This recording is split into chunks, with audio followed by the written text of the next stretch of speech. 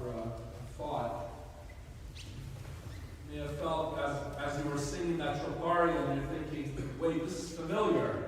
Didn't we just sing this last night and this morning? We did. One name got switched, right? We went from Nicholas to Ambrose. It's a common tropar for hierarchs. Yet as Liliana and I were laughing downstairs, poor Ambrose. Nicholas gets this large celebration.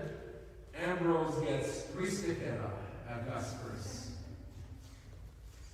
But that's because some Greek monks decided that that's what they were going to do. This does not in any way reflect poorly on Ambrose. Ambrose, if you don't know much about him, on the back side of the proper sheets, there's a little write-up about him. You can take that home and read it. But just briefly, he, in the span of 8 days in his life, went from catechumen to Bishop of Milan. When he was chosen as Bishop of Milan, because there was this fight between the Arians and the Orthodox, they liked how he was governor, and they said, him, we're going to choose him to be the bishop, even though he was a catechumen. So this in no way, the fact that the ranking of his liturgy is considerably lower than Nicholas, in no way detracts from his importance, especially in the Christian West. I want to share just a personal encounter with St. Ambrose. When we were still in Windsor and we were planning the sanctuary iconography and we were choosing what fathers of the church to put there. I still remember someone said to me, really, Father, 3 Gregories? I go, listen, it's not my fault. Gregory the theologian, Gregory this, and Gregory the Great. It was just a popular name back then, okay? That's it.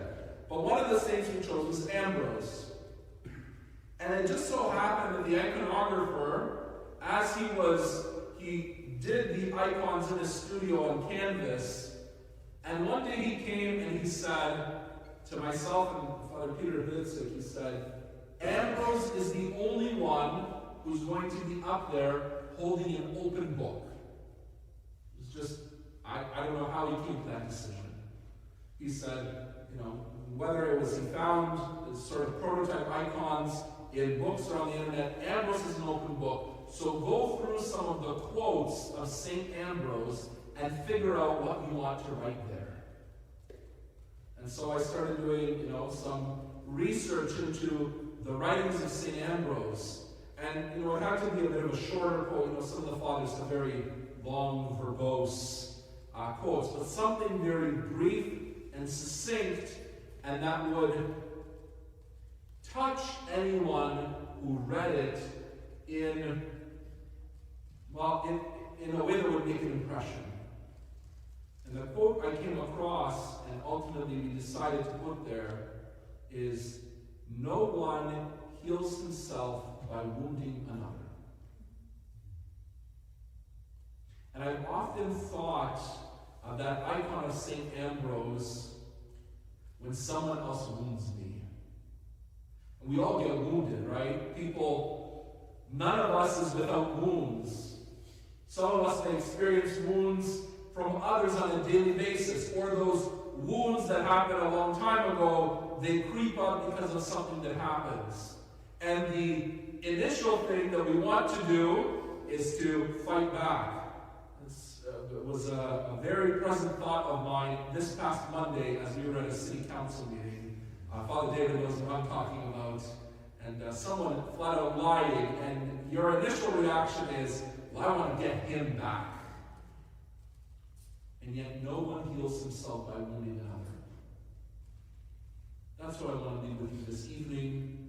That's what if you don't know anything about St. Ambrose, think about that quote, take the sheet of paper home, read about his life, and when you say that troparia, don't just think of Nicholas, but think sometimes also of Ambrose.